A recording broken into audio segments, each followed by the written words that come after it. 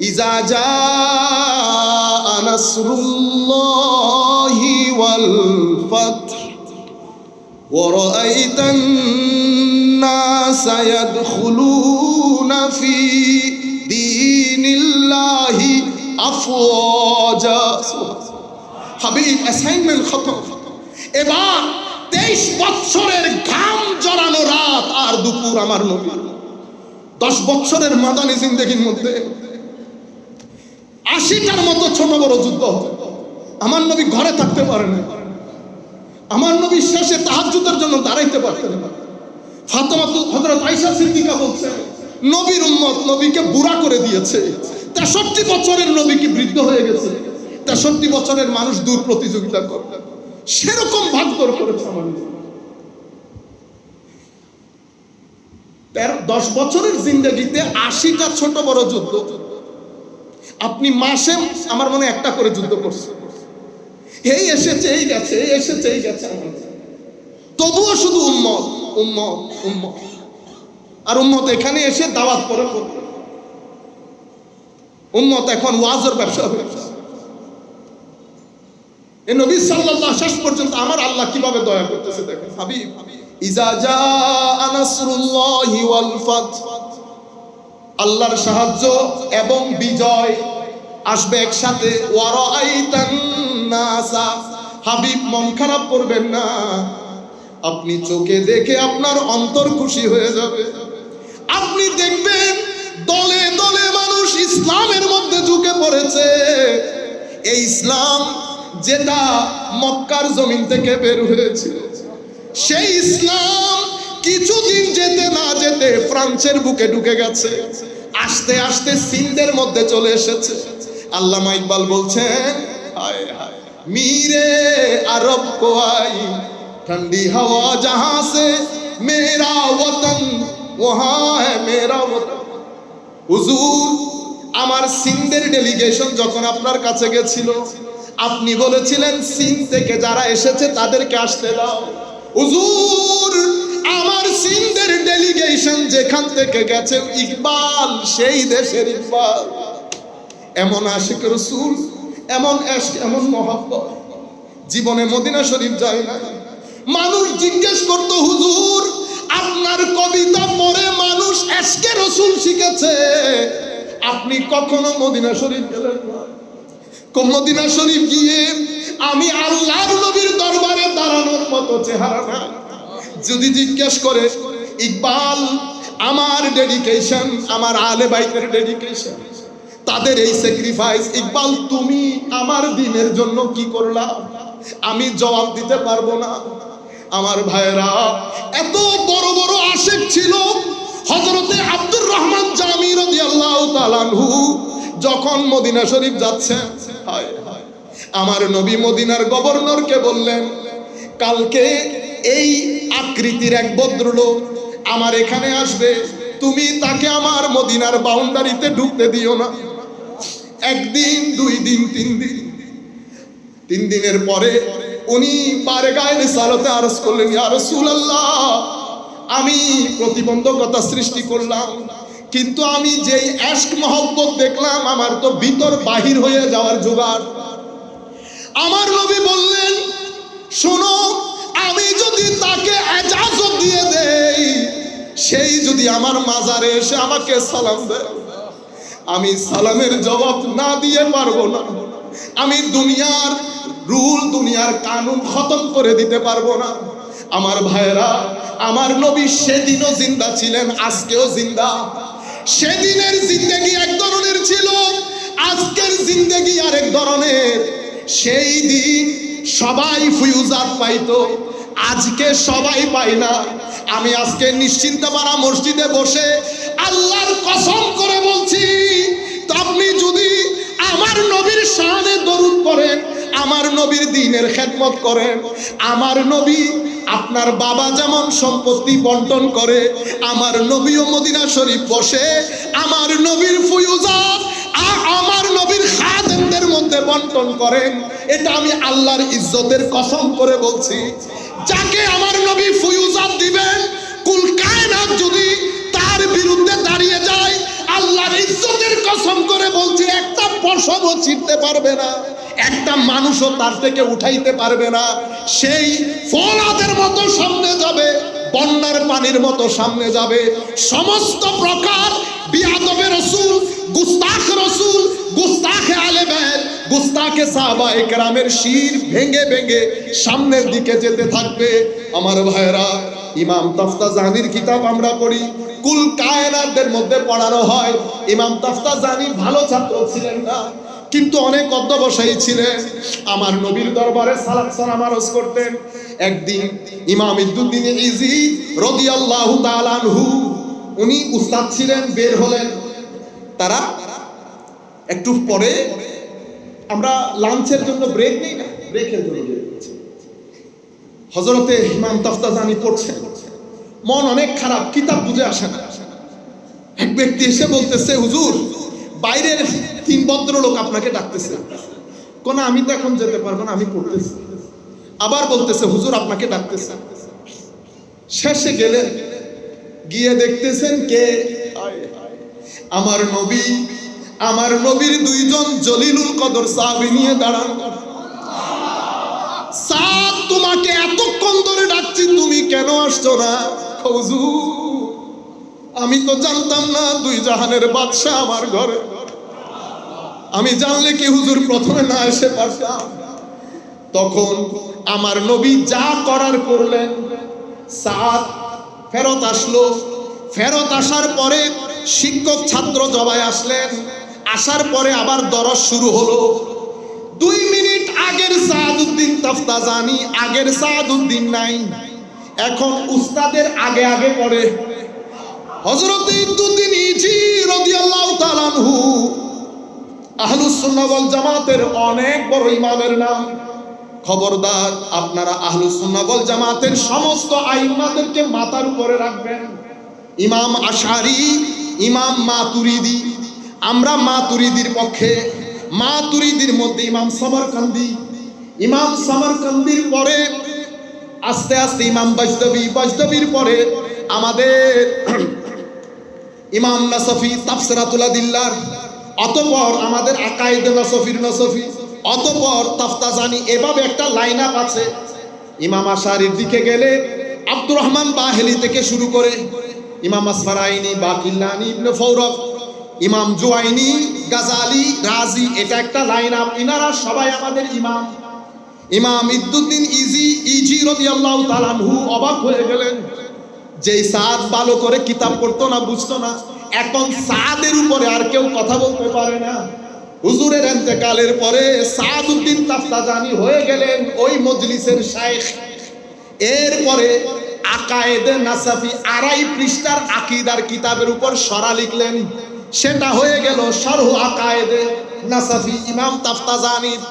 আপনি পৃথিবীর যেই প্রান্তে যাবেন যান, আকীদার জন্য সর্বোৎকৃষ্ট কিতাব বলা হয় ইমাম তাফতাজানির এই শরা ব্যাখ্যা গ্রন্থকে। কিসের মাধ্যমে? আমার নবীর ফয়জ ও বরকতের কারণে। আপনি কি কিতাব পড়তে পারেন কি পারেন না ম্যাটার করে না। আমার নবীর ফেজের ওই বাউন্ডারিতে যেই ঢুকেছে, আমার নবী জমিনের মানুষকে আসমানে তুলেছে, জমিনের মানুষকে আসমানে তুলেছে। এটা হচ্ছে আমাদের নবী। ইজা জা নাসরুল্লাহি ওয়াল ফাত ওয়া রাআইতান নাসা ইয়াদখুলুনা ফি দীনিল্লাহি আফওয়াজা। দলে দলে মানুষ ইসলামের মধ্যে ঢুকবে। এরপরে আমার নবী কি বলছেন? ফাসাব্বিহ, হাবিব এবার আপনি রেস্টে চলে যান, তাসবিহ পড়ে, ফাসাব্বিহ বিহামদি রাব্বিকা ওয়াস্তাগফির, এবার আপনি আপনার উম্মতের জন্য ইস্তেগফার করেন। কেন? স্বাধীনতা রক্ষা করা স্বাধীনতা অর্জন করার চেয়ে কঠিন বেশি। সে কারণে দিন তো বিজিত হয়ে গেছে, এখন দিন সেটা রক্ষা করতে হবে। রক্ষার জন্য কি লাগবে? উম্মত তো অনেক ভুল করবে, উম্মতের এই ভুলকে শুধরিয়ে দেবেন কে? আমার নবীর ইস্তেগফার। আমার নবী, এখন আমার ভাইয়েরা কি বলে, এই ক্ষমা চাইতে বলছে, কারণ এখানে গুনার কারণে। কিসের কারণে? ও ভাই দেখেন, কিছু জিনিস বোঝার জন্য ইউনিভার্সিটিতে পড়তে হয়, শুধু আপনার মধ্যে কমন সেন্স থাকলে হবে। কমন সেন্স আপনি দেখেন, আমাদের এখান থেকে ঢাকা বিশ্ববিদ্যালয়ের মানুষ আর যেটা মাস্টার করতে আমি বিয়ার মাস্টার অনরাইন আবার হাড়ি হাড়ি লাগাই নদী নাই দুঃখ করেছি গান ভালো সম্পর্ক তো এখন ই বিয়ারে গেই তুই আড়ালো মারে মাস্টার ডিগ্রি করে তুই কি হয় ওদের এই গুনাহ নতাইলে বলে ইস্তেগফার করতে হই না ইন্না লিল্লাহি ওয়া ইন্না ইলাইহি রাজিউন আল্লাহ ধরেন ফর দা টাইম বি মনে করেন আমি একজন এইতিস আমি আপনাকে এখন কিছু রেশনাল প্রশ্ন করি আপনি রেশনাল প্রশ্নের উত্তর দিবেন ইজা জা নাসরুল্লাহ এর অর্থ কি এর অর্থ যদি আল্লাহর সাহায্য সহযোগিতা আইবো বিজয় আইবো ঠিক আছে না আপনি দেখবেন দলে দলে মানুষ ইসলাম কবুল করছে ঠিক আছে এরপরে আপনি আল্লাহর প্রশংসা করেন এটা বুঝলাম ইস্তেগফার করতে কেন বলা হয় রেলেভেন্সটা কি যদি ইস্তেগফার ভুলের জন্য হয় গুনাহের জন্য হয় তো উনি তো শুরুতে অ্যাপ্রিশিয়েট করছেন অ্যাপ্রিসিয়েশনের পরে কন্ডেমনেশন কখনো আসে না মানে অনেক কইলে প্রশংসা করবে এরপরে কি গালি দিবেন না আল্লাহর দুনিয়াতে যারা কিছুটা দর্শন এইজন্য আমাদের সকলের একবার দর্শন পড়া উচিত অন্তত সক্রেটিসের দুই একটা বই পড়া উচিত প্লেটোর কিছু বই পড়া উচিত তাইলে কিছু জিনিস মাথায় আসবে আল্লাহ প্রথমে অ্যাপ্রিশিয়েট করছে অ্যাপ্রিশিয়েটের পরে আমি লিখে দিছি আপনি অমুক ভালো মাশাআল্লাহ এই সেই পরে কি আমি বলবো আপনার অমুক গুনাহ ছিল আপনার ওই গুনার কারণে আপনি আগে তওবা করেন এটা বলবো এটা হয় না কখনো ইস্তেগফার কেন করতে বলেছে কারণ আমরা মনে করি ইস্তেগফার গুনাহের কারণে হয় শুধু হয় না ইস্তেগফার গুনাহের কারণে ইস্তেগফার রিজিক কম হলে ইস্তেগফার খরা দেখা দিলে ইস্তেগফার কারো সন্তান না হলে ইস্তেগফার এটা হযরত আলী কোরআনের আয়াত করে আমাদেরকে বুঝিয়েছেন আমরা আর ওইদিকে না যাই যেহেতু এটা নিয়ে আমরা অনেকবার কথা বলেছি তো আমি যেটা বলতে চাচ্ছিলাম রুয়ে জমিনের মধ্যে সবচেয়ে সফল আমার নবী সাল্লাল্লাহু আলাইহি ওয়াসাল্লাম আমাদের নবীকে সামনে রেখে এখন আমার নবীর পারপাস কি ছিল আমার নবীর পারপাস ছিল আমার নবী দ্বীনকে প্রতিষ্ঠা করবে আমার নবী দুই ধরনের সফলতা একটা দুনিয়াবি একটা পরকালীন সফলতা রুয়ে জমিনের মধ্যে কোনো ব্যক্তি আপনি পাবেন না যাকে আল্লাহ দুই সফলতা একসাথে দান করেছেন এবং এই আন্দাজের দান করেছেন আমার নবীর দুনিয়াবি সফলতা আমার নবী ওই রাষ্ট্রের সর্বোচ্চ পদে অধিষ্ঠিত আর কিয়ামতে তো মাকামে মাহমুদে অধিষ্ঠিত দুনিয়ার মধ্যেও আসমানে আখিরাতের মধ্যেও আসমানে এইরকম সফল আপনি কাউকে পাবেন না সেই কারণে আপনি যখন সফল হতে চাইবেন তো আপনার পারপাস কি আমার পারপাস যদি শুধু জব হয় শুধু টাকা পয়সা হয় তাহলে আমার মনে হচ্ছে আপনি ভুল করবেন কেন কারণ আপনি যদি ইংল্যান্ড আমেরিকার লোকে দেখেন তাদের কাছে টাকা আছে পয়সা আছে জবও আছে কিন্তু তারা কেউ শান্তিতে নাই তাদের সমাজের মধ্যে সব ধরনের ক্রাইম বেশি কোনো পারিবারিক জীবন নাই কোনো পারিবারিক যেই ব্যক্তির পারিবারিক জীবন থাকে না সেই ব্যক্তি শান্তিতে থাকতে পারে না তাহলে সেটাকে আমরা মডেল হিসেবে নিতে পারবো না আমরা মডেলে আসতে হবে আমার নবীটা তো আমার নবীর মডেলের মধ্যে আমাদের যদি দুনিয়াবি এবং উখরবি আমি যদি আপনাকে দুনিয়াটা বলি শুধু দুনিয়াটা আপনি সফল হওয়ার জন্য কিছু জিনিস আপনার মাথায় রাখবেন প্রথম বিষয় যেটা আমাদেরকে হুজুর গৌসুল আজম শিখিয়েছেন উনি আমাদের জন্য মডেল অ্যামেজিং মডেল দুনিয়ার ক্ষেত্রেও মডেল আখিরাতের ক্ষেত্রেও মডেল দুনিয়ার মধ্যে কিভাবে মডেল উনি শিক্ষক হিসেবে পুরা পৃথিবীর হিস্ট্রির মধ্যে আপনারা আমি জানি এই কথাটা এভাবে শুনেছেন কিনা পৃথিবীর হিস্ট্রির মধ্যে যত শিক্ষক এসেছেন এবং আসবেন হুজুর গৌসুল আজমের মতো এত আজিম এত সফল শিক্ষক আপনি পাবেন না উনি এমন একজন শিক্ষক যখন উনি বাগদাদের জমিনে শিক্ষকতা করতেন ওনার মজলিসের মধ্যে ৭০,০০০ লোক ইমাম ইবনে হাজার আসকালানী রাদিয়াল্লাহু তাআলা আনহুর ভাষ্য মতে ৭০,০০০ প্রফেসর ডক্টরেট তখনকার যুগ অনুযায়ী ইমাম ইবনে জৌজির মতো ইমাম ওনার মজলিসের মধ্যে ছাত্র হিসেবে বসে থাকতেন ওনার মজলিসের মধ্যে উনি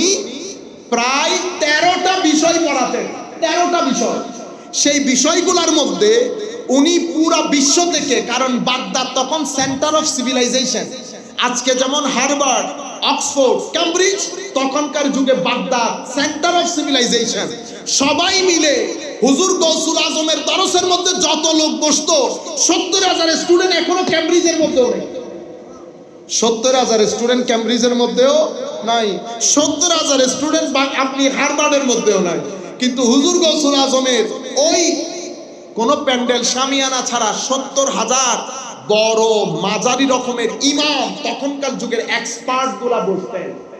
হুজুর গৌসুল আজম, আজীব বিষয় আপনি দেখেন, দুই ধরনের লোক তৈরি করেছেন। এক ধরনের লোক দুনিয়া পরিচালনা করার জন্য, আরেক ধরনের লোক আখিরাতের, অর্থাৎ আমার নবীর ওই যে নববী নূর, এই নূরকে বন্টন করার জন্য হুজুর গৌসুল আজম আলাদা একটা দার্সের ব্যবস্থা করেছেন সিনা তৈরি করার জন্য। কি তৈরি করার জন্য? কলব তৈরি করার জন্য, যেখানে বসে আল্লাহর ওলি হতো। এবং যখন হযরতে সালাহউদ্দিন আইয়ুবী রাহমাতুল্লাহি আলাইহি উনি যখন কুদস আক্রমণ করে মুসলমানদের জন্য উদ্ধার করে, ঐতিহাসিকরা সবাই বলেছে এই কথা যে হযরত সালাহউদ্দিন আইয়ুবীর সৈন্যবাহিনীর অসংখ্য সৈন্য হুজুর গৌসুল আজমের ফেস প্রাপ্ত ছিল। এবং ওনার যিনি চিফ অ্যাডভাইজার ছিলেন, উনি হুজুর গৌসুল আজমের শেষ বয়সের খলিফা ছিলেন। শেষ বয়সের খলিফা ছিলেন ইবনে কুদামা আল মাকদিসি রাদিয়াল্লাহু তাআলা আনহু। হুজুর গৌসুল আজম এত আজিম শিক্ষক, উনি দুনিয়াতেও কেমন শিক্ষক দেখেন, আজকের দিন পর্যন্ত পৃথিবীর যেই প্রান্তে যাবেন যান, প্রত্যেক মাসে উম্মত যাকে স্মরণ করে এবং এভাবে প্রত্যেক বছর পৃথিবী যাকে স্মরণ করে শিক্ষক হিসেবে, আজকেও যদি আপনি কোনো জাতিকে সভ্য করতে চান, সুশীল করতে চান, হুজুর গৌসুল আজমের শিক্ষার কোনো বিকল্প নাই। উনি বলছেন, আমি যদি হুজুর গৌসুল আজম, আমার নবী তো অনেক বড়, আমি যদি হুজুর গৌসুল আজমের শুধু 3টা জিনিস নেই, 3টা আপনার সফলতার জন্য, তো হুজুর গৌসুল আজম 3টা জিনিসের উপর জোর দিয়েছেন। একটা হচ্ছে ইলম। ইলম বলতে আপনি যেই কাজ করতে চান সেই কাজে পরিপূর্ণ জ্ঞান আপনার ভিতরে আছে কি, আপনি আগে চিন্তা করেন। যেই কাজ আপনি করতে চাচ্ছেন ওই কাজের উপর আপনি ইন্টারেস্টেড কিনা। আপনি যখন ইন্টারেস্টের বাইরে কাজ করতে যাবেন আপনি সফলতা পাবেন না, আপনার ভিতরে অস্বস্তি থাকবে। আপনি যেটাতে আপনার মনে আনন্দ পান আপনি সব সময় সেই কাজ করতে চাইবেন। সম্মান না, আপনি যেই কাজে ইন্টারেস্ট বোধ করবেন সেই কাজ আপনার জন্য সম্মান নিয়ে আসবে। আপনি যেটাতে ইন্টারেস্ট বোধ করেন না সেটা করতে গেলে উল্টা রিঅ্যাকশন হবে, উল্টা রিঅ্যাকশন। সুতরাং আগে আপনি নিজেকে নিজে জানেন, বুঝেন আপনি কি চান, যেটা উপর আপনি ইন্টারেস্টেড সেই কাজের জন্য আপনি জ্ঞান অর্জন করেন। আমার নবীর ইন্টারেস্ট ছিল দ্বীনকে প্রতিষ্ঠা করা, আল্লাহ রাব্বুল আলামিনের তালিমাতকে জমিনে বাস্তবায়ন করা। আমার নবী সেভাবে নিজেকে প্রতিষ্ঠিত করেছে। প্রথম 40 বছর আমার নবী নিজের ব্র্যান্ড তৈরি করে ফেলেছে, আল আমিন উপাধিতে ভূষিত হয়েছে। কেন? কারণ উনি যদি কোন রকম দুস্ত্রুটি, 40 বছরের মধ্যে 1 সেকেন্ডের জীবনে যদি আমার নবীর একটা ব্ল্যাক স্পট থাকতো, আপনারা কি মনে করেন কুরাইশরা চুপ করে বসে থাকতো? তারা ওই আর এটা হয়তো না হয়তো বিসেরি বিসেরি চাই, বিসেরি বিসেরি চাই মানে বুঝুন না, এরা বসে এরা কুরে কুরে দেখেছে আমার নবীর কোনো দোষ বের করতে পারে কিনা। পাগল হয়ে গেছে। 40 বছরের জীবনের মধ্যে একটা সেকেন্ড আমার নবীর এমন ছিল না যেটাকে আপনি বলতে পারেন যে এটা সমালোচনা করা যায়। বেআইব ছিলেন আমার নবী। যখন আবু সুফিয়ান রাদিয়াল্লাহু আনহু পরবর্তী ইসলাম কবুল করেছেন, জিজ্ঞেস করা হয়েছে, নাজ্জাশী জিজ্ঞেস করেছেন, আপনি বলেন তো দেখি, এগুলা বাদ দিয়ে মুহাম্মদ সাল্লাল্লাহু আলাইহি ইসলামের চরিত্র কেমন? হযরতে আবু সুফিয়ান জবাব দিয়েছেন, তখন উনি কুরাইশের পক্ষ থেকে কাফেরের ডেলিগেশন হিসেবে গিয়েছে। উনি জবাব দিচ্ছেন, আমি 2 চোখে ওনার মতো কোনো মানুষ দেখিনি। আপনি বুঝতে পেরেছেন? প্রাণ তৈরি করেছে আমার নবী, একটা স্পট ছিল না। আজীব লাগে কি, ও আমি যদি কোরআন শরীফে একটা ভুল বলি এখানে, ওনারা আরে বাইরেতে দিবেন না, তুই বাইরেতে দিবেন না।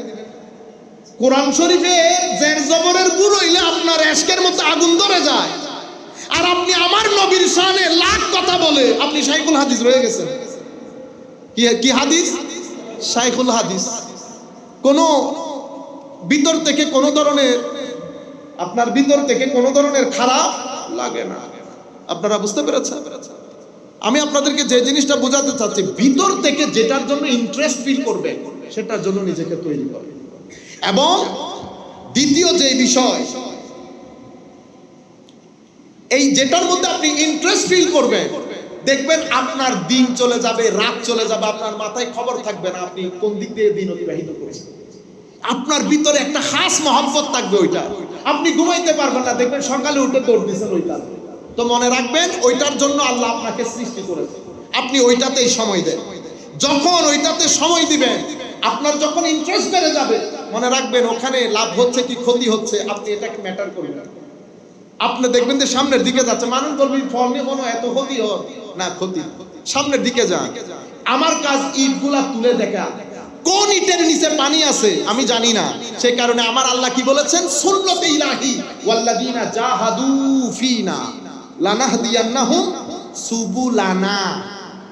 সুবুল সাবিলের বহু বচন, নাও বহু বচন, দুই বহু বচন, মুজাফিলে বাংলাতে কেমনে বলবো জানি না, মুজাফিলাই হয়েছে, দুইটাই বহু বচন, মানে কম্প্রিহেনশন আছে। অর্থাৎ আপনি যখন কোনো কিছুর জন্য আল্লাহর দরবারে চেষ্টা প্রচেষ্টা জারি রাখবেন, আল্লাহ আপনার জন্য সকল রাস্তা উন্মোচন করে দেবেন। কিন্তু আমাদের কি নাই, আমাদের ধৈর্য নাই। এই ক্ষেত্রে কয়েকটা জিনিস আপনার জীবনে খুবই ইম্পর্টেন্ট, একটা এল, একটা সেলফ, আর যদি আমি আমার নবীর ওই দিক থেকে বলি, তিনটা চারটা জিনিস যদি আপনি আপনার জীবনের অলংকার বানাইতে পারেন, আপনি যে কোনো পর্যায়ে সফলতা পাবেন। সেটা কি? একটা জিনিস হচ্ছে ইলম, আপনি যেটা করবেন সেটা জানা, সততা। এইটা এমন একটা বড় অস্ত্র, আপনি আপনার বিজ্ঞানাগারের মধ্যে একটু মানুষকে টাকা পয়সা দিয়ে অ্যাটম বোমা বানাইতে পারবেন, আপনি সততার অস্ত্র অ্যাটমের চেয়েও ভারী বেশি, সততার অস্ত্র অ্যাটমের চেয়েও ভারী বেশি। আমরা সমস্যা হচ্ছে সোসাইটির কারণে আমরা খুব দ্রুত নিজের প্রিন্সিপাল নষ্ট করে ফেলি। যেই ছেলেটা সততা নষ্ট করে দিয়েছে সে বরবাদ করে দিয়েছে।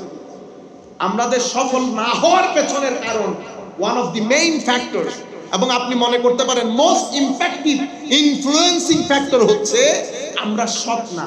আমার কাজে আমি সৎ, এর পরবর্তীতে হচ্ছে ধারাবাহিকভাবে চেষ্টা প্রচেষ্টা, কিসের সাথে? একনিষ্ঠতার সাথে। আপনি যখন, এটাকে আমরা সুলুক এবং তাসাউফের মধ্যে মুজাহাদা বলি, আপনি চেষ্টা প্রচেষ্টা করে যাওয়া, এফোর্ট দিয়ে যাওয়া। তবে এফোর্ট মানে কি? এফোর্ট মানে নোয়াখালী হইলো এদিক দিয়ে আপনি এদিক দিয়ে এফোর্ট দিলে হবে না, আপনাকে এফোর্ট এদিকে দিতে হবে। বুঝতে পেরেছেন? আপনি এদিকে যেতে থাকে, মনে রাখবেন আপনি যখন সামনের দিকে যেতে থাকবেন, বন্ধু কি বলছে এটা বাদ দেন, নিজের রুহের আওয়াজ শোনার চেষ্টা করেন। রু কি বলে? আমরা কি করি, যখন একেবারে পজিশন মানে আর একটু হাত দিলে সামনে ফল পেয়ে যাবে, শয়তান তো কন্টিনিউয়াস ওয়াসওয়াসা দিতে থাকে। যেই মুহূর্তে আপনার মনে হবে না আমি পারবো না, মনে করবেন আপনি শয়তানের ওয়াসওয়াসার শিকার হয়ে গেছেন। আপনারা বুঝতে পেরেছেন? যেই মুহূর্তে আপনি মনে করবেন যা পাবো 50-50, যা পাবো 50-50, এটাকে বলে ব্যবসা, এটাকে বলে ব্যবসা। আর যদি মনে করেন যে বোধহয় পারবো না, হয়ে গেছে, আমি শেষ, তাইলে মনে করবেন শয়তানের ওয়াসওয়াসা, আচ্ছা পাইলে বিসমিল্লাহ করে 70% আমি নিয়ে নেবো, 30% ওরে দিয়ে দেবো, এটা বলে মুনাফিকি। কি বলে? মুনাফিক। রুহের আওয়াজ কোনটা? রুহের আওয়াজ হচ্ছে তুই আগে ওর চিন্তা কর, এরপরে তোর চিন্তা করিস। এটা রুহের চিন্তা। রুহ এইভাবে কেন চিন্তা করে? কারণ রুহ বারেগাহি ইলাহির মধ্যে থাকে।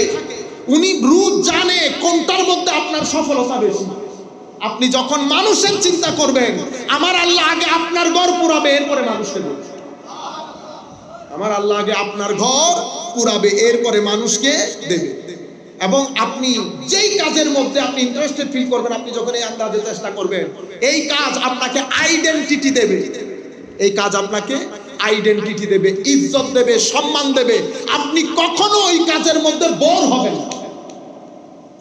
যারা ওয়াজ তকরীর করে আপনারা দেখেন না, উলামা ইকরাম আর জালাসা হুজুর একবারে শেষ বয়স হচ্ছে, নবীশা হুজুরের নবীশা হুজুরের বয়স হই, বুড়ো বয়স হইতে টান দিতে বইন না, নমি দানম করে টান মাইজে দইন না, এবার বুড়ো বয়স টানার মতো লাগে না? হ্যাঁ, যত বুড়ো হই তত গলায় জোয়ান হই।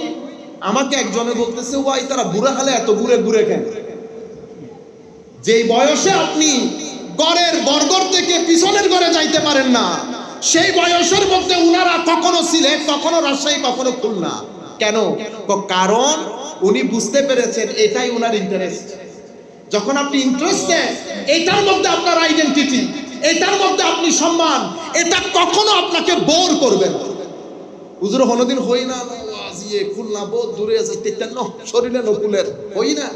আপনারা কিন্তু বলেন, আপনারা মেয়ে শ্বশুর বাড়িতে পর্যন্ত যান না, ঠিক না? 12টা বেজে গেছে, অনেক লম্বা রাত হয়ে গেছে। তো আমি আপনাদেরকে বলতে চাচ্ছি এটার মধ্যে আপনার আইডেন্টিটি। আরেকটা জিনিস মনে রাখবেন, প্রত্যেক ব্যক্তির ভিতরে আমার আল্লাহ এক অসীম শক্তি আল্লাহ দান করেছেন, অসীম শক্তি। সেই শক্তিকে ব্যবহার করে আমরা অন্যদিকে চলে যাই। আরেকটা জিনিস যেটা আমাদের ছেলেদেরকে খেয়ে ফেলে, সেটা হচ্ছে টাইম পাস। বস আপনি কখনো এখানে কখনো ফেসবুকে না, নিজেকে কখনো অলস সময় পার করতে দেবেন না। ইন্টারমিডিয়েট শেষ করেছেন, ইংরেজি শিখেন, কোরআনে পাক শিখেন, আরবি পারলে আরবি শিখেন, মসজিদের ইমাম খতিবের সাথে কথা বলে স্পেশাল ক্লাস করান। 500 টাকা 500 টাকা মোবাইলের মধ্যে খরচ করেন না। এই 500 টাকা মাসে 10 জনে মিলে 5000 টাকা হয় না? দিলে অসুবিধা আছে? দিলে অসুবিধা আছে? হুজুরটিয়া বেশি সুযোগ করি না হল না, টাকা দেন, ওনাদেরও ভালো লাগবে আপনাদেরকে শিখাইতে। কিন্তু আপনি টাইম পাসের নামে এখানে মুড়ে মুড়ে যখন বসবেন, আপনি কখনো সফল হতে পারবেন না। যেই ছেলে, যেই জাতি সময় নষ্ট করে, সেই জাতি, সেই ছেলে কখনো সফলতার আসনে আসীন হতে পারে না। তুমুল আপনার মুজাহাদা, এফোর্ট লাগে, পরিশ্রমী। সেই কারণে আমাদেরকে আমাদের পূর্ববর্তী কবিরা কত সুন্দর করে বলেছেন না, পরিশ্রমে আনে ধন, পুণ্য আনে সুখ। আপনি যতই পরিশ্রম করবেন ততই আপনার জীবনে সফলতা আসবে। আপনি নিজে চিন্তা করে দেখেন আপনি কি করতে চান, কি করবেন। আপনি এই যে আজকে কালকে পরশু যেই সমস্ত ছেলেরা সময় নষ্ট করে দেন, আপনার চাকরির বয়স হয়ে গেছে 10 বছর, আপনি লস করেছেন 10 বছর, আপনি মনে করতেছেন অনেক কিছু, অনেক কিছু না। আপনি আপনার পায়ে যে কুড়াল মেরেছেন সেই ব্যথা এখন অনুভব করতেছেন না। কিছুদিন, 5 দিন, 5 বছর পরে যেই ব্যথা হবে, আপনি ক্যান্সারের চেয়ে ভয়াবহ হবে ওই ব্যথা।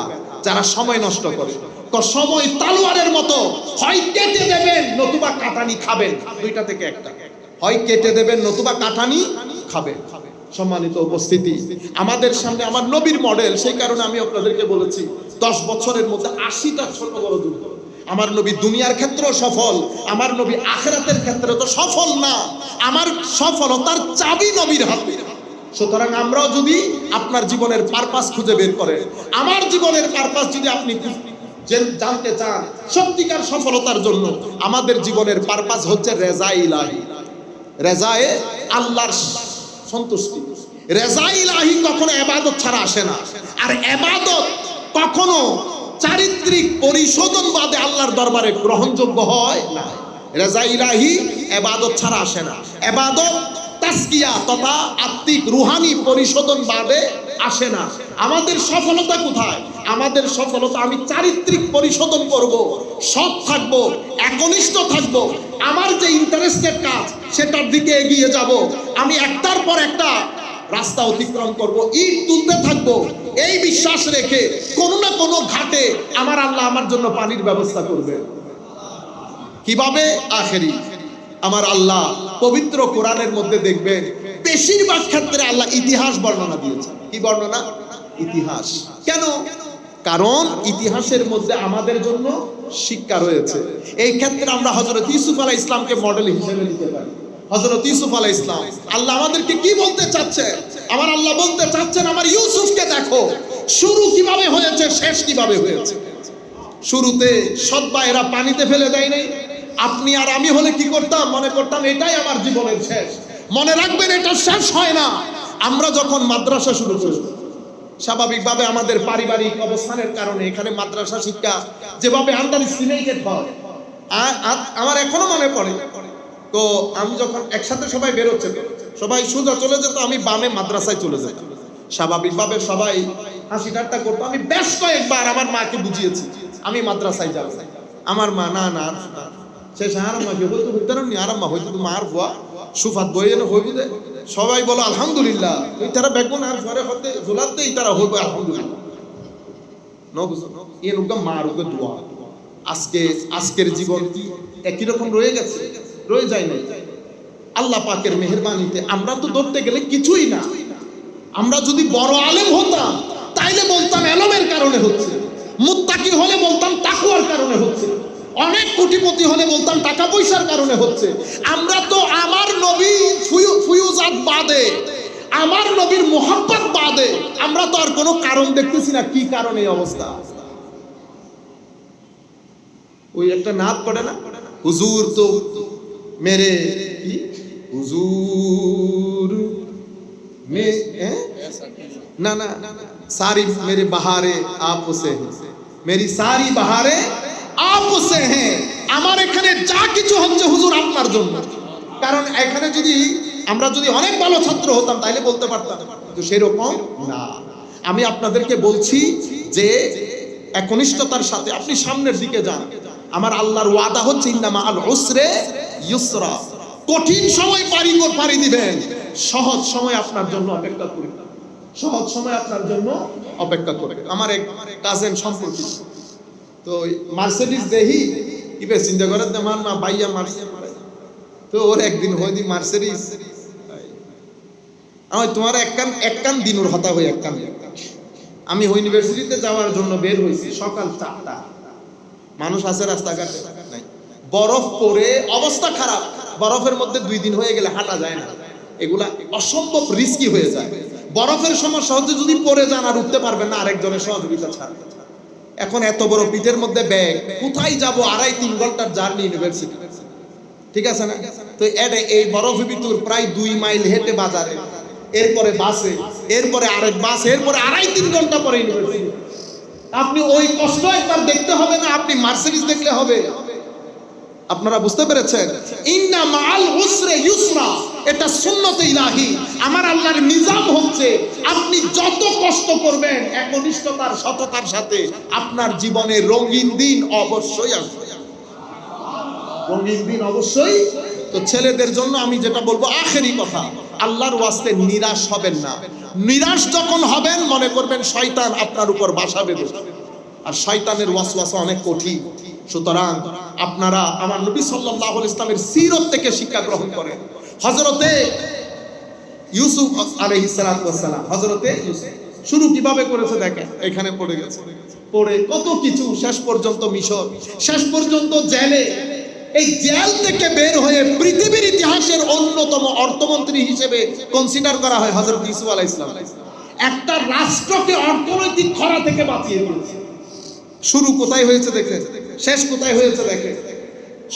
সূরা কাহাফের মধ্যে ইউতের বর্ণনা দিয়েছেন। আপনারা তো পরে খুশি, আল্লাহ রাব্বুল আলামিন ইউতকে কেইপের মধ্যে, ওই গর্তের মধ্যে আশ্রয় দিয়েছে না? 100 বছর আল্লাহ ঘুম পাড়িয়েছে। ডান করট থেকে বাম করট কি তারা নিজেরা হয়েছে? কে করে দিয়েছে? আমার আল্লাহ। হায় হায়, মা যেমন করট ফিরাই দিয়ে আমার আল্লাহ করট ফিরাই দিচ্ছে। চিন্তা করে দেখেন, কেন? আমরা সবাই এগুলো শুনতে অভ্যস্ত, কিন্তু অত্যাচারী রাজার সামনে যেভাবে তারা আল্লাহর তাওহীদ তুলে ধরেছে এবং তাওহীদ তুলে ধরতে গিয়ে যে অত্যাচারের মুখোমুখি হয়েছে সেটা কিন্তু আমরা দেখি না।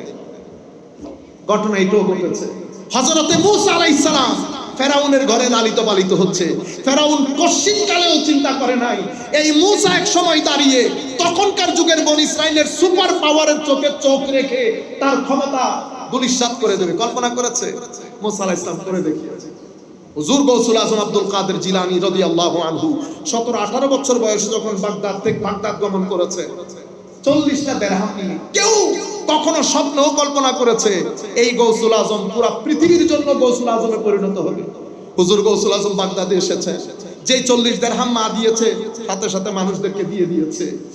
পাতা খেয়ে শেষ পর্যন্ত রিওয়ায়াতের বর্ণনার মধ্যে তো এরকম এসেছে অসংখ্যবার হুজুর গৌসুল আজম খিদায় রাস্তার মধ্যে পড়ে গেছে।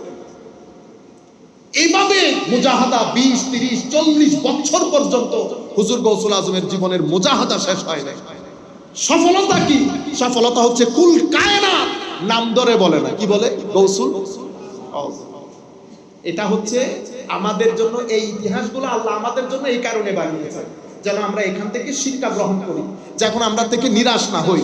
তাহলে আজকের পর থেকে প্রত্যেক ছেলেদেরকে বলবো, কোনো কাজ নাই ইংরেজি শিখেন, কোনো কাজ নাই সফটওয়্যারের একটা কাজ শিখেন, কখন কোন কাজ আপনার জীবনে কাজ দেবে আপনি কল্পনাও করতে পারবেন না। সামনের সময় যেটা আসতেছে সেটা বাংলাদেশের মধ্যে অন্য ধরনের, কারণ পৃথিবী পরিবর্তন হচ্ছে। আপনি একটা চাকরির উপর বিশ্বাস করতে পারবেন না, এক চাকরি দিয়ে আপনি জীবন কাটাতে পারবেন না। নিজের জীবনের মধ্যে 2-3টা ডাইমেনশন রাখেন, যখন যেটা দরকার সেটার মধ্যে ঢুকে পড়বেন। আর যেখানে যান ওযুর হালতে থাকবেন, ভিতরে জিকির ইলাহি এবং আমার নবীর দরুদ জারি রাখবেন। আল্লাহর ইজ্জতের কসম করে বলছি, দুনিয়াতেও সম্মানিত হবেন, কবরেও সম্মানিত হবেন। আমরা আর কথা না বাড়াই, ওয়া মা আলাইনা ইল্লাল বালাগ। আসসালামু আলাইকুম ওয়া রাহমাতুল্লাহি তাআলা ওয়া বারাকাতুহু। ইন্নাল্লাহা ওয়া মালাইকাতাহু ইউসাল্লুনা আলান নবী ইয়া আইয়ুহাল্লাযীনা আমানু সাল্লু আলাইহি ওয়া সাল্লিমু তাসলিমা। সাল্লাল্লাহু আলা সাইয়্যিদিনা মুহাম্মাদিন ওয়া আলিহি ওয়া আসহাবিহি ওয়া বারাকা ওয়া সাল্লাম। সাল্লাল্লাহু আলা সাইয়্যিদিনা وآله وأصحابه وبارك وسلم. صلاة رسول الله عليكم سلام يا حبيب الله عليكم. خيال ما سوى दिल से मिटा दो या रसूल अल्लाह. हिजाबे ज़ुल्मते बशरी उठा दो या रसूल अल्लाह. सलाम या रसूल अल्लाह अलैकुम सलाम या हबीब अल्लाह अलैकुम. बिस्मिल्लाहिर रहमानिर रहीम. वमा أرسلناك إلا رحمة للعالمين. مرحبا يا مرحبا يا مرحبا رحمة للعالمين. مرحبا جلوالهم يا إمام المرسلين. جلوالهم رحمة للعالمين. مرحبا يا مرحبا يا مرحبا رحمة للعالمين. مرحبا हो गए खैर नाम वास्ते ताज़ीम की या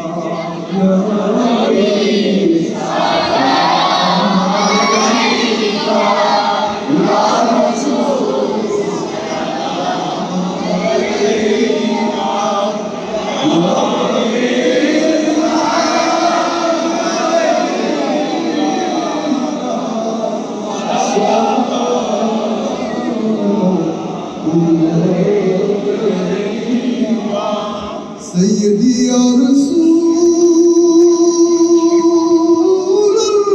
अल्लाह वसल्लम अलैका या हबीब अल्लाह. मालिक जन्नत तुम्हीं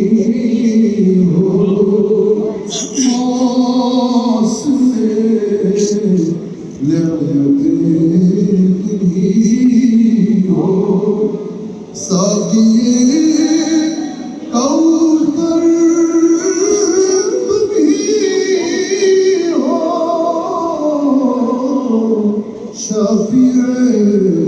महशर तुम्हीं हो.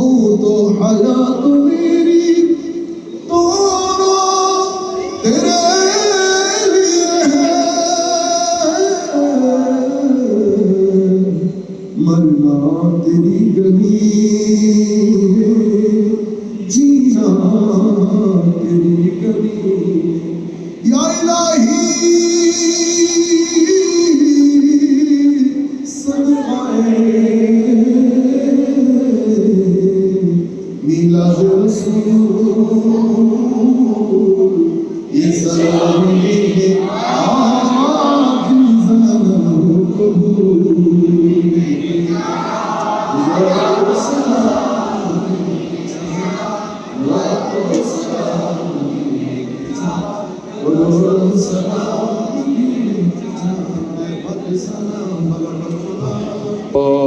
إن الله غفور رحيم أستغفر الله ربي من كل ذنب وأتوب إليه لا حول ولا قوة إلا بالله العلي العظيم اللهم آمين ربنا ظلمنا أنفسنا وإن لم تغفر لنا وترحمنا لنكونن من الخاسرين اللهم اغفر لنا ولوالدينا وارحمهما كما ربيانا صغيرا اللهم اغفر لنا ولوالدينا وارحمهما كما ربيانا صغيرا يا ربنا يا كريم مالك مولا আজকের এই আজিম শান মাহফিল মাওলা আপনার দরবারে কবুল করে নেন আল্লাহ আল্লাহ আপনি আমাদের ভুল ত্রুটি ক্ষমা করে আল্লাহ যা সওয়াব আপনি দান করেছেন আপনার অফুরন্ত দয়া আদরের দিকে তাকিয়ে আপনার প্যারা রাসূলের ওসিলা জিল্লা এই সওয়াব আমাদের সকলের পক্ষ থেকে মাহফিল যারা আয়োজন করেছেন তাদের পক্ষ থেকে যারা এসেছেন তাদের পক্ষ থেকে এই সওয়াব আমাদের নবীর দরবারে পৌঁছিয়ে দেন মাওলা আল্লাহ এর মাধ্যমে আমার নবীর অন্তরকে আপনি খুশি করে দেন মাওলা আমার নবীর পক্ষ থেকে এই সওয়াব আদম আলাইহিস ইসলাম থেকে ঈসা আলাইহিস ইসলাম পর্যন্ত সমস্ত নবী রাসূল সাহাবায়ে কেরাম খুলাফায়ে রাসূল আজওয়াজ রাসূল উশাকে রাসূল আলে বাইত রাসূল أحباب رسول صلى الله عليه وسلم رضي الله عنهم أجمعين تابعين أتباع التابعين أئمة مجتهدين أولياء صالحين أئمة مذاهب أربعة বিশেষ করে ইমাম আযম আবু হানিফা রাদিয়াল্লাহু তাআলা সমস্ত মাশায়েখ সালাসিলে তরিকা বিশেষ করে কাদেরিয়া তরিকার সমস্ত মাশায়েখ আইম্মা খুলাফা মুরিদিন মুতাআল্লিকিন মুহিব্বিন বিশেষ করে সকলের মাতার তাজ হুজুর গৌসুল আজম আব্দুল কাদের জিলানী রাদিয়াল্লাহু তাআলা আনহুর দরবারে পৌঁছিয়ে দেন হুজুরের আম্মা জান আব্বা জান আহলিয়া আমাদের আম্মা সকলের দরবারে নামে নামে আমাদের এই সওয়াবটুকু পৌঁছিয়ে দেন আল্লাহ হুজুরের দরবারে এমন ভাবে পৌঁছিয়ে দেন মাওলা যেন হুজুর রুহানি ভাবে বুঝতে পারে এই সওয়াব কারা দিয়েছে কোত্থেকে দিয়েছে মাওলা আমরা রুহানি ভাবে চাই হুজুরের ফয়েজের ওই বাউন্ডারির মধ্যে থাকতে মাওলা আপনি তৌফিক দান করেন মাওলাই করিম আজকের এই মুহূর্ত পর্যন্ত বাংলার জমিনে যাদের মাধ্যমে দ্বীন ইসলাম প্রসারিত হয়েছে হযরত শাহজালাল ইয়েমেনি থেকে শুরু করে ওনার সমস্ত সহচর বৃন্দ এবং চট্টলার জমিনে হুজুর আল্লামা হুজুর আমানুর শাহ রহমতুল্লাহ আলাইহি বদর শাহ কিবলা কাবা মিসকিন শাহ রহমতুল্লাহ আলাইহি 12 আউলিয়া সহ মাইজ ভান্ডার দরবার বিশেষ করে হুজুর গৌস মাইজ ভান্ডারি কিবলা কাবা শ্রীকোট দরবার বিশেষ করে সৈয়দ আহমদ শাহ শ্রীকোটি হুজুর আল্লামা তৈয়ব শাহ কিবলা কাবা মাইজ ভান্ডার দরবারের বাবা ভান্ডারি কিবলা কাবা সৈয়দ জিয়াউল হক মাইজ ভান্ডারি সহ চট্টলার আনাচে কানাচে যত আউলিয়া ইকরাম শাহিদ আছে মাওলাই করিম যত উলামা মাশায়েখ মাওলাই করিম আকাবিরিন উম্মত যাদের মাধ্যমে দ্বীনের সচ্চা প্রচার প্রসার খেদমত হয়েছে শেরে বাংলা রহমতুল্লাহ আলাইহি থেকে শুরু করে উপরের দিকে মুফতি আমিমুল হাসান রহমতুল্লাহ আলাইহি সহ যত আলেম বুজুর্গানে দ্বীনের মাধ্যমে দ্বীনের খেদমত হয়েছে প্রত্যেকের কবরে মাজারে আমাদের এই সওয়াবটুকু পৌঁছিয়ে দেন আমাদের আসাতাজায়ে কেরাম যারা দ্বীন ধর্মের জন্য অকুত ভয় ছিলেন দিন রাত এক করে দিয়েছেন এই খেদমতের জন্য প্রত্যেকের কবরে মাজারে আমাদের এই সওয়াবটুকু পৌঁছিয়ে দেন অত্র এলাকায় যত আউলিয়া ইকরাম শায়িত আছে বিশেষ করে অত্র এলাকার চতুর্পার্শ্বে যত কবরস্থানে আপনার বান্দা বান্দিনী শায়িত হয়েছেন আমরা যারা আপনার দরবারে হাত উঠিয়েছি আমাদের মেহেরবান মা বাবা ভাই বন্ধু উস্তাদ পীর মুর্শিদ আসাতেজা যেই কবরে শায়িত আছে প্রত্যেকের কবরে নামে নামে আমাদের এই সওয়াবটুকু পৌঁছিয়ে দেন কবরগুলোকে জান্নাতের বাগানে পরিণত করুন জানি না কে কোন অবস্থার মধ্যে আছে মাওলা যারা অবস্থা ভালো না যে কবরে আপনার অফুরন্ত দয়া আদরের দিকে তাকিয়ে আপনি প্রত্যেকের গুনাহ ক্ষমা করে কবরগুলোকে জান্নাতের বাগানে পরিণত করেন যারা গুনাহগার তাদেরকে আপনার মাগফিরাতের চাদরে আবৃত করে নেন মাওলা। আমরা যারা আপনার দরবারে হাত উঠিয়েছি, আমাদের মেহেরবান মা বাবা ভাই বন্ধু উস্তাদ পীর মুর্শিদ আসাতেজা যারা বেঁচে আছে, আমাদের জানা অজানা ছোট বড় গুনাহ আপনি ক্ষমা করে দেন। আমাদেরকে আপনার নৈকট্য দান করেন, আমাদেরকে আপনার হেফাজতের চাদরে আবৃত করেন, ফিতনা থেকে রক্ষা করেন, নিফাকত থেকে রক্ষা করেন, নিফাকত থেকে রক্ষা করেন মাওলা। মাওলাই করিম আমাদেরকে গোড়ামি থেকে রক্ষা করেন। আল্লাহ এলমের নূর দান করেন, আপনার কুরবতের নূর দান করেন, মারেফতের নূর দান করেন, মহব্বতের নূর দান করেন। আমাদের কপালগুলোকে সিজদা দেওয়ার তৌফিক দান করেন। রাত্রে বেলার সিজদা যখন কেউ কেউ সিজদা দেয়, তখন উঠে আপনার দরবারে সিজদায় কান্নাকাটি করার তৌফিক দান করেন। আমাদের জীবনকে সম্মানের করেন, আমাদের মৃত্যুকে ঈমানের উপর করেন, কবরে হাসরে আপনার পিয়ারা রাসূলের সাহারা দান করেন। আমাদের নতুন প্রজন্মের অন্তরে জজবায়ে দ্বীন দান করেন। মাওলাই করিম সমস্ত প্রকার ফিতনা থেকে আমাদের উম্মতকে বাঁচান, আমাদের তরুণ প্রজন্মকে বাঁচান, অশ্লীলতার এই গণজোয়ার থেকে তাদেরকে হেফাজত করেন। আমাদের মা বোনদেরকে ফাতেমাতুজ জাহরা রাদিয়াল্লাহু তাআলা আনহার সিজদার ফিউজাত দান করেন, হযরত আয়েশা সিদ্দিকার ইলমের ফিউজাত দান করেন, খাদিজাতুল কুবরা রাদিয়াল্লাহু তাআলা আনহার ফানাফির রাসূলের ফিউজাত দান করেন। তাদের মাধ্যমে আমাদের ঘরগুলাকে আবাদ করে দেন, শান্তি দান করেন। আল্লাহ বিশেষ করে যাদের মাধ্যমে এই মাহফিল আয়োজিত হয়েছে, যারা রাত দিন একত্রিত করে এই মাহফিল আয়োজন করেছেন, যারা যেইভাবে এই মাহফিলে হিস্সা নিয়েছেন, প্রত্যেকের জিন্দেগিতে দিন দুগুনি রাত চুগুনি তরক্কি দান করেন, আহসানুল জাযা নিয়ামুল বদল দান করেন। যারা এসে মাহফিলকে সৌন্দর্য বর্ধন করেছেন, তাদেরকেও আপনি আহসানুল জাযা নিয়ামুল বদল দান করেন। মসজিদ যাদের মাধ্যমে পরিচালিত হয়, যারা এই মসজিদের ইমামতি খিতাবতের সাথে জড়িত, প্রত্যেককে আপনি দিন দুগুনি রাত চুগুনি তরক্কি দান করেন।